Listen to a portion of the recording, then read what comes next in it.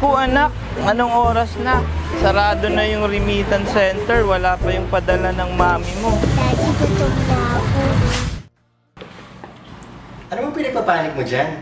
Nakalimutan ko magpadala ng pera kay Mister. Magsasara na yung remittance center. Chillax ka lang. Pwede ka na gumamit ngayon ng Beam & Go. Beam and Go? Ano yun? Just log on to www.beamandgo.com.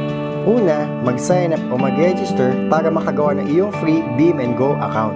Ngayon, pwede ka na magpadala sa mahal mo sa buhay kahit nasa Singapore, Hong Kong o US ka man.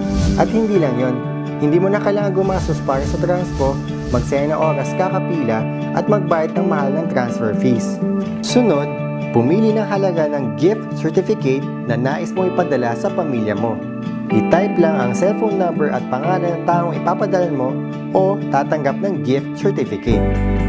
Matatrack mo pa ang lahat ng pinapadala mo, pagkatapos i-click lang ang checkout button. Ganun lang kadali, Nancy.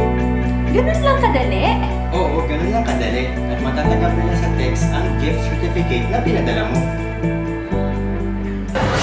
Honey Bunch, salamat sa pinadala mo ha.